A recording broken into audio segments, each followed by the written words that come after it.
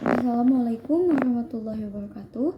Perkenalkan, nama saya Rikana Putri dengan NIM 112110553 dari MA21CA1 Prodi Manajemen, Fakultas Ekonomi dan Bisnis. Dan di sini saya bertujuan membuat video sebagai nilai untuk UAS dari mata kuliah berpikir kritis yang diampu oleh Bapak Halipi Hazizan. Judul yang saya ingin kritik atau komentari yaitu seputar tentang kenaikan PPN 12% per 1 Januari 2025 beserta juga diskon listrik yang diberikan pemerintah kepada masyarakat dengan batasan 2 bulan, hanya 2 bulan di bulan Januari dan juga Februari, dan juga ada batas-batasnya. Dan ini kita menanggapi, dan di sini saya menanggapi berdasarkan dari link yang diberikan oleh Bapak Halipi Hazizan, yaitu dari Tempo. Pada kesempatan ini saya akan memberikan komentar dan kritik saya seputar kebijakan yang tentunya menjadi perbincangan hangat di Indonesia di awal tahun ini karena memiliki dampak yang sangat besar ya bagi masyarakat, termasuk kita sebagai mahasiswa. Jadi tentang memahami kebijakan PPN 12%. Pertama, kita tuh harus perlu memahami kenapa kebijakan ini ada dan kenapa juga pemerintah itu menaikkan PPN sebagai bagian dari reformasi perpajakan untuk peningkatan pendapatan negara.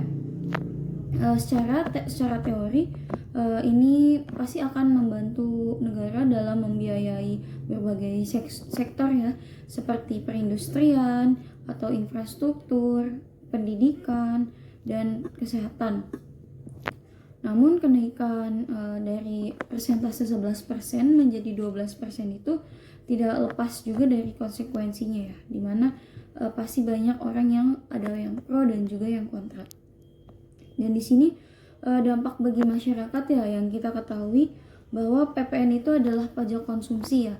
PPN, pajak konsumsi, yang artinya tuh setiap orang yang membeli barang atau jasa akan terkena pajak ini.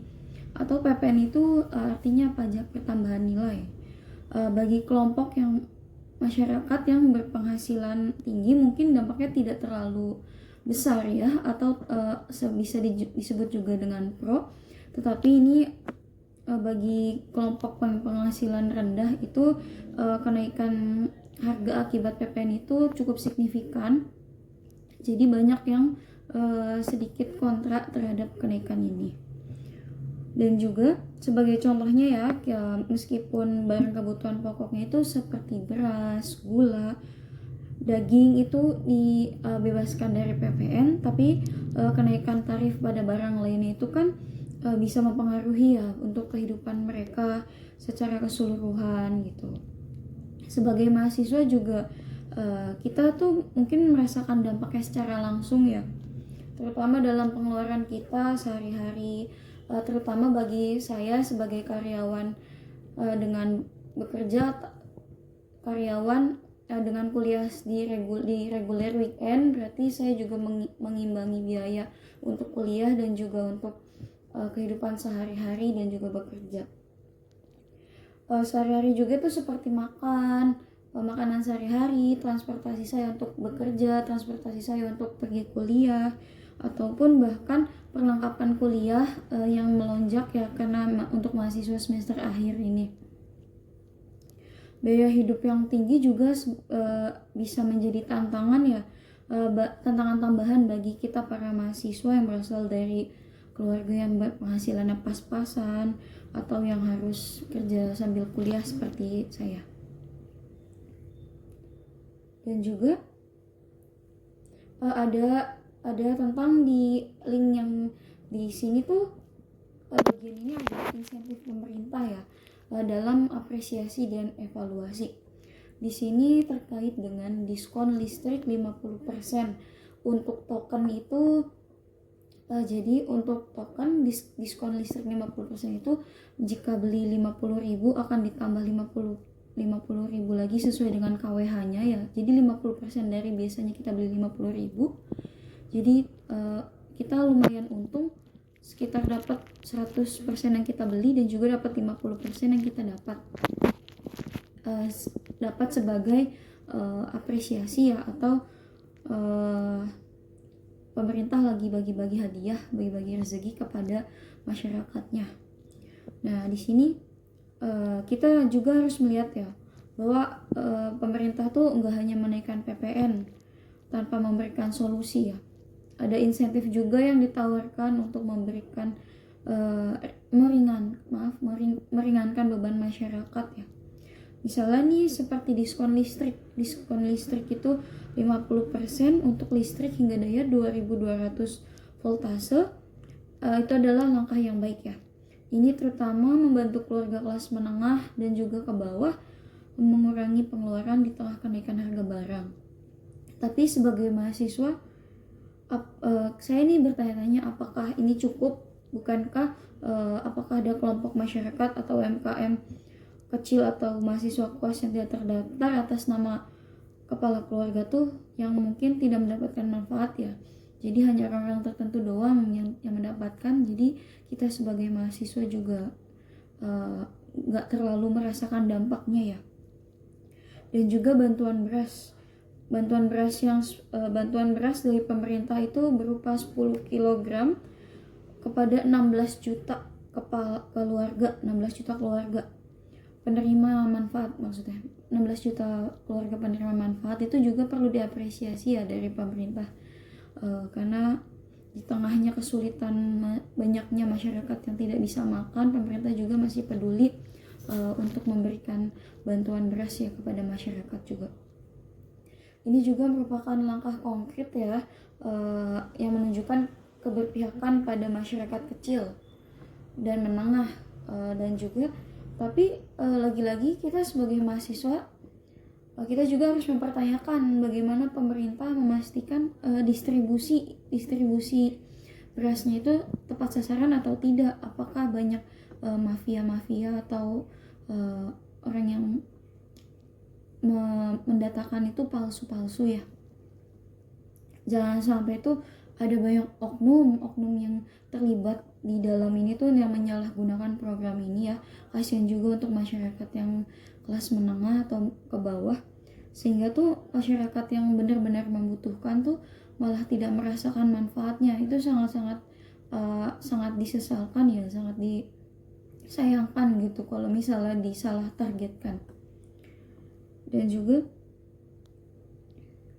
tanggapan sebagai saya mahasiswa gitu, peran kita tuh tidak hanya mengkritik ya, tetapi juga memberikan solusi dan juga menyuarakan aspirasi dari masyarakat. Dan menurut saya di sini ada beberapa poin penting yang bisa kita ambil dan kita jadikan pelajaran ya dari kebijakan ini. Dari yang pertama ada sikap kritis terhadap kebijakan.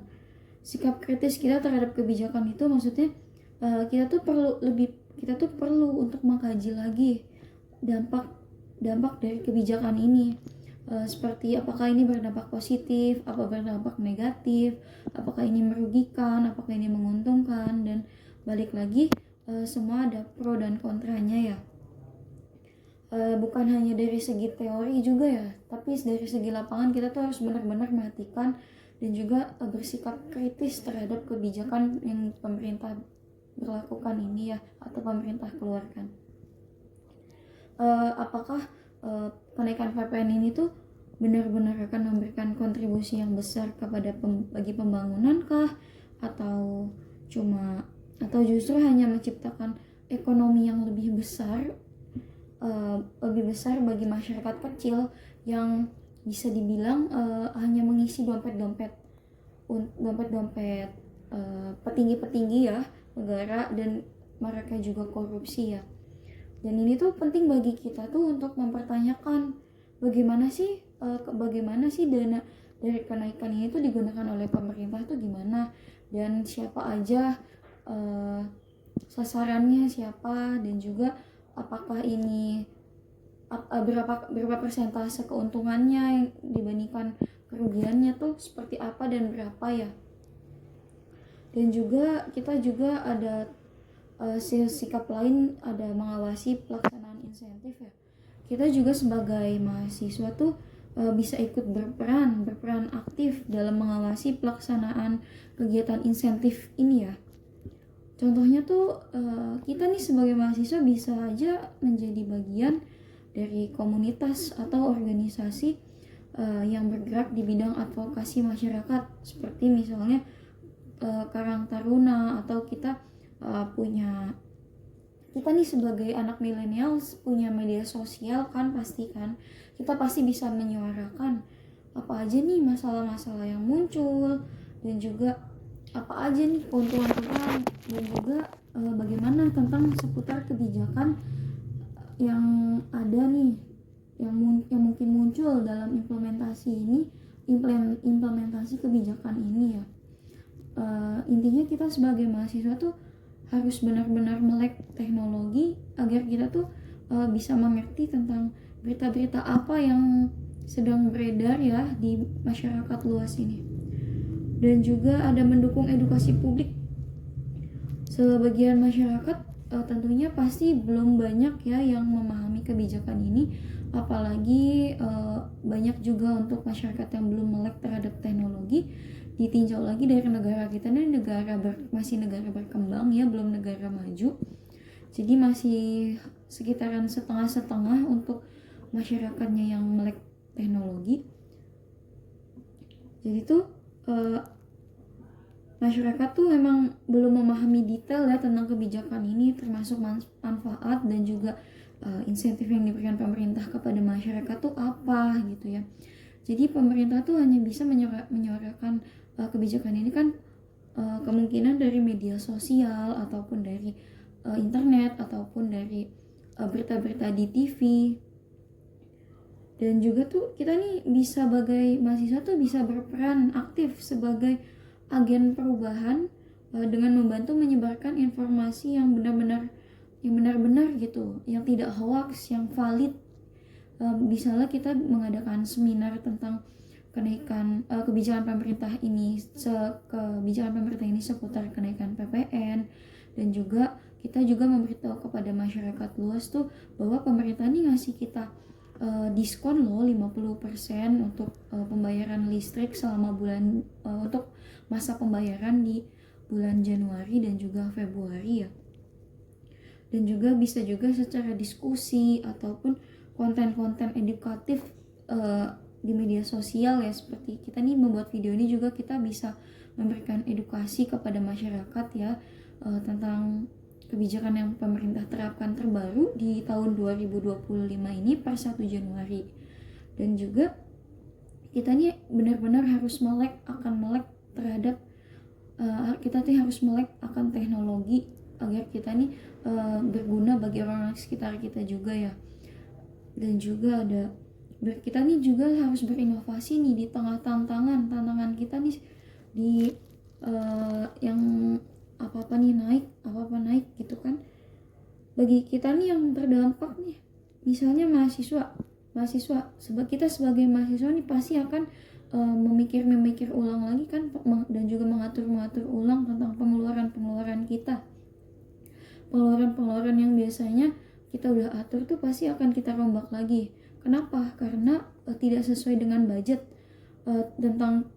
Saya sebagai pekerja juga dengan penghasilan yang tidak naik, dan juga harus berhadapan dengan kenaikan PPN dan juga listrik mungkin ya. Ini tuh menjadi sebuah tantangan juga sebagai mahasiswa pekerja yang juga sekaligus mahasiswa dengan penghasilan yang pas-pasan. Jadinya harus benar-benar memutar otak untuk mencukupi kehidupan saya selama 1 bulan ke depan. Dan juga anggaran ini juga kan pasti akan berguna ya untuk kehidupan saya ya. Jadinya harus benar-benar saya pikirkan lagi lebih matang. Dan juga ini juga bisa menjadi momen kreatif buat kita juga sebagai mahasiswa misalnya kita nih bisa memanfaatkan teknologi itu untuk berhemat, seperti aplikasi diskon atau berbagi tips pengelolaan keuangan dengan teman-teman lainnya. Atau kita nih kayak ngonten, ibaratnya kita ngonten di YouTube atau di TikTok ya yang lagi ramai juga. Nanti kita dapat fee, atau kita konten memberikan edukasi di platform, nanti berapa banyak orang yang melihatnya, kita mendapatkan fee ya dari orang-orang yang menonton video yang kita berikan, terutama itu video tentang edukasi seputar kebijakan pemerintah ini ya. Dan juga di sini saya akan memberikan refleksi dan harapan ya. Memang ya pada kebijakan ini tuh kita tidak bisa menilai hanya dari satu sisi. Mungkin niat pemerintah itu baik ya, untuk memperkuat kayak perekonomian negara, memajukan masyarakatnya, menambah kas negara, ataupun membuat negara kita nih yang tadinya negara berkembang ini menjadi negara lebih maju lagi ya. Namun semua itu harus diimbangi dengan pasti semua itu akan diimbangi dengan tantangan yang akan muncul dari setiap yang kita lakukan. Pasti ada tantangannya ya, jadi kita harus melek dan juga berhati-hati terhadap tantangannya, maupun itu tantangan kecil ataupun besar dalam pelaksanaan kebijakan-kebijakan pemerintah tersebut ya. Sebagai mahasiswa tuh kita memiliki tanggung jawab moral untuk berpartisipasi, baik kita tuh dalam memberi masukan yang konstruktif maupun membantu masyarakat untuk menghadapi dampaknya ya. Dan dari ini tuh harapan saya tuh, saya berharap pemerintah tuh bisa memastikan ya bahwa hasil dari kenaikan PPN ini tuh benar-benar digunakan dengan baik, tidak disalahgunakan juga untuk meningkatkan kesejahteraan masyarakat, kesejahteraan negara, dan juga benar-benar harus membuat negara Indonesia tuh menjadi negara yang lebih maju lagi ya. Mengingat Indonesia tuh negara yang besar, dan juga pastinya kenaikan PPN hanya yang dihitung dengan 1% ini juga, tetapi di negara yang besar tuh sangat berdampak ya bagi keuangan negara tentunya ya. Selain itu saya juga berharap semoga insentif yang diberikan itu dapat dapat diperluas lagi ya, dan dilaksanakan secara transparansi. Jadinya pemerintah memberi transparansi tentang kenaikan keuangan, tentang kenaikan dari kebijakan yang berlaku ini ya. Baik, saya lanjut, dan di sini juga saya akan memberikan informasi kembali ya seputar tentang penerapan tarif PPN di 12% ya. Mulainya itu tanggal 1 Januari 2025, kenaikan PPN itu dari 11% menjadi 12% ya, sesuai dengan Undang-Undang Nomor 7 Tahun 2021 tentang Harmonisasi Peraturan Perpajakan atau HPP. Di kenaikan kebijakan ini juga di barang jasa yang dikecualikan itu ada seperti barang kebutuhan pokok ya, seperti beras, daging, ikan, sayuran, susu segar, gula konsumsi, serta layanan penting seperti pendidikan, kesehatan, angkutan umum, jasa tenaga kerja, keuangan, asuransi, buku, vaksin, polio, rumah sederhana, dan juga pemakaian listrik serta air minum itu dibebaskan dari kenaikan PPN 12% ini. Dan juga insentif yang diberikan oleh pemerintah itu berupa diskon listrik ya. Di sini saya mengkilas balik lagi. Diskon listrik itu pelanggan listrik dengan daya yang terpasang itu hingga 2200 voltase di atas itu tidak akan mendapatkan diskon ya.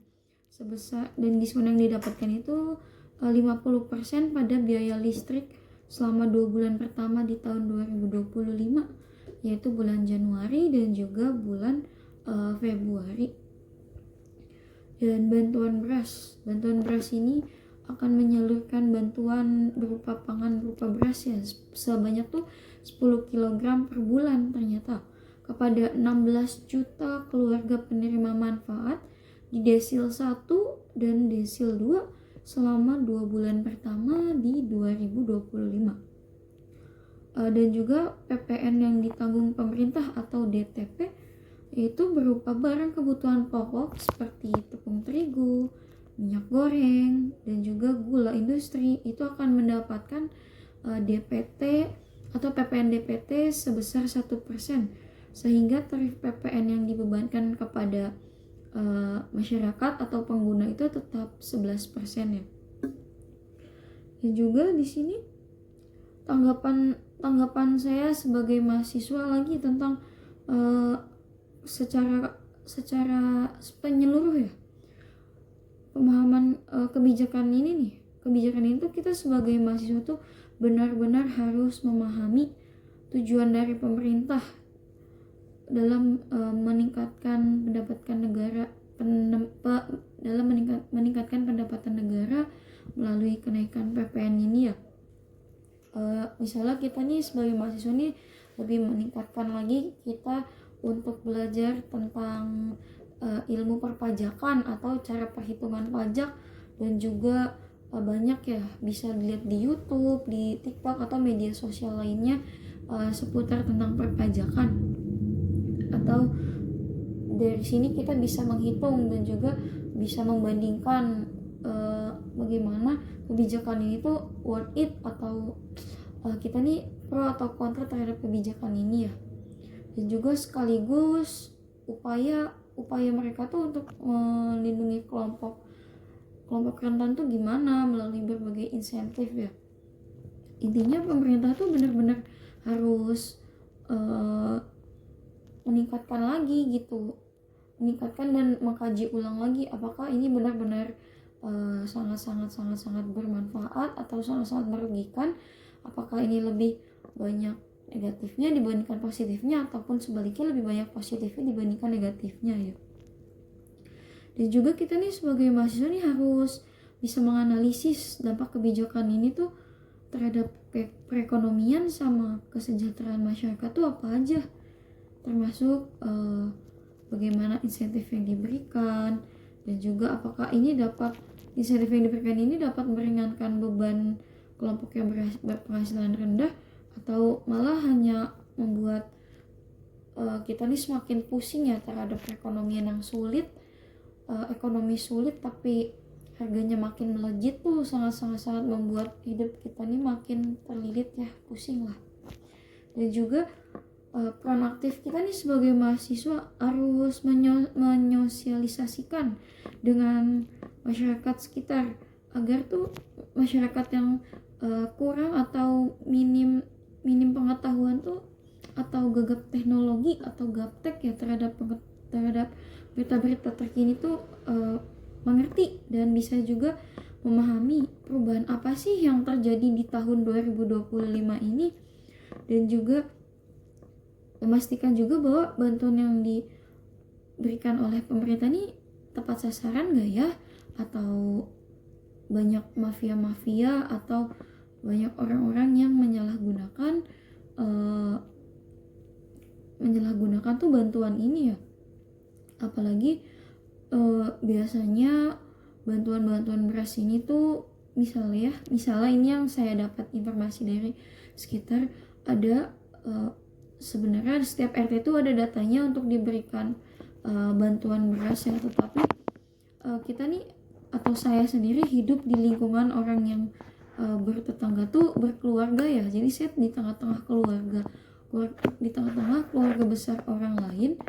Jadi ketika dia menjadi seorang ketua rukun tetangga atau ketua RT, dia tuh hanya membagikan beras tuh kepada saudara-saudaranya saja, padahal tuh pemerintah udah ngasih list kepada orang-orang ataupun ngasih list kepada masyarakat dan diberikan bantuan ke daerahnya masing-masing tuh benar-benar orang yang membutuhkan, tetapi malah disalahgunakan oleh beberapa oknum ya, ataupun juga ketua RT juga hanya mendaftarkan bagian yang mendapatkan bantuan tuh hanya keluarganya saja. Jadi untuk orang-orang yang tidak tinggal menetap di sana atau istilahnya orang ngontrak ya, yang justru itu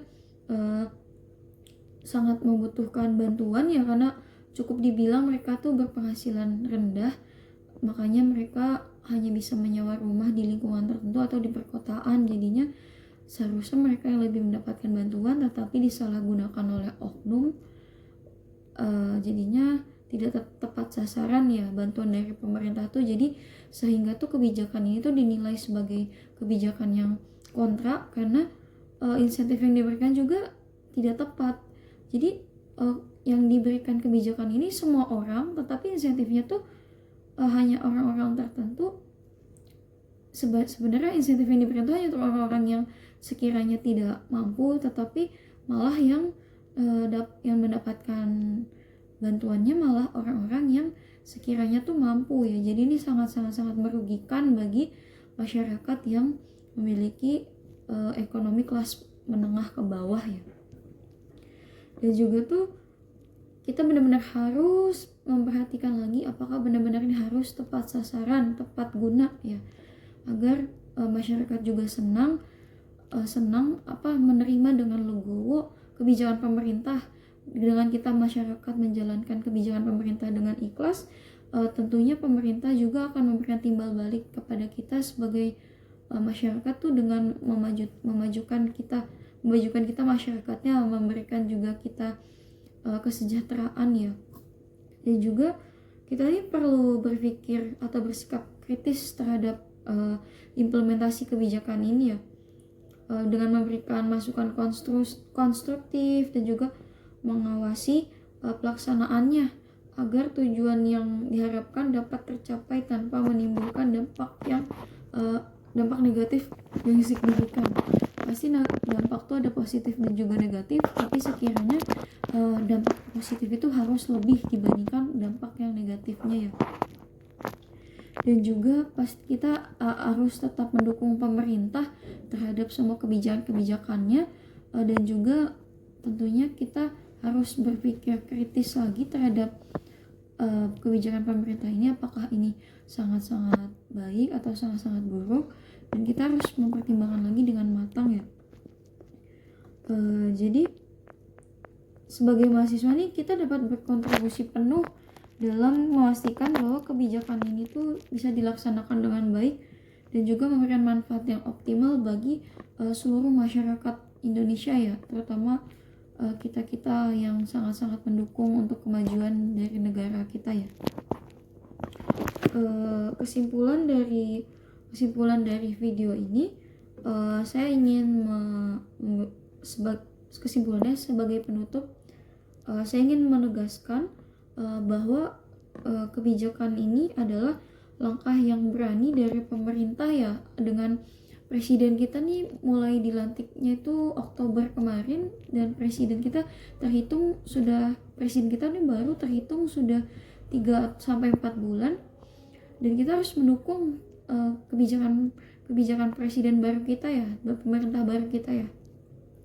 Karena dari PPN ini juga membantu pemerintah dalam menganggarkan untuk makan siang gratis ya bagi adik-adik kecil kita nanti, bagi adik-adik kecil kita dan juga mungkin bagi anak-anak kita nanti, agar mendapatkan gizi yang seimbang.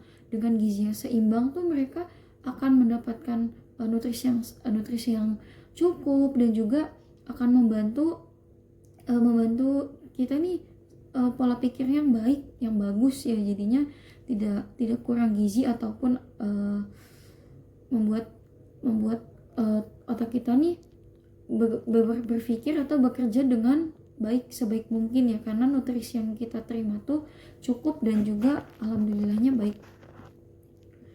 Dan juga langkah pemerintah ini cukup berani ya dalam peningkatan negara tuh, namun tetap harus diimbangi tuh dengan perlindungan yang memadai ya, sebagai masyarakat kecil, memadai bagi masyarakat kecil, mohon maaf. Dan di sini mahasiswa juga memiliki tanggung jawab moral untuk bersikap kritis terhadap kebijakan ini dan juga membantu masyarakat terhadap kebijakan ini juga, dan memastikan bahwa kebijakan ini tuh benar-benar dilaksanakan dengan sebaik-baik mungkin. Mungkin cukup sekian dari video review cukup sekian video dari komentar saya tentang berpikir kritis ini. Terima kasih sudah menonton video saya ini. Mohon maaf bila ada kesalahan dari kata-kata saya atau kurang berkenan di hati para penonton. Dan juga kita nih sebagai mahasiswa nih harus tetap berdiskusi dan juga mencari solusi bersama ya. Atau jika kalian sebagai mahasiswa nih mempunyai pendapat lain atau ingin menyuarakan apresiasi kalian, atau juga kalian ingin berbagi pengalaman, jangan sungkan-sungkan untuk berkomentar ya. Di sini juga saya masih belajar. Dan juga ingat, jangan lupa untuk perubahan itu dimulai dari diskusi yang baik ya. Sampai jumpa di video-video saya berikutnya. Terima kasih banyak atas waktunya. Sekian dari saya ucapkan mohon maaf sebesar-besarnya dan juga terima kasih. Saya pamit dari saya, Rikana Putri dari MA21CA1 dari Prodi Manajemen dari Fakultas Ekonomi dan Bisnis. Saya ucapkan terima kasih banyak.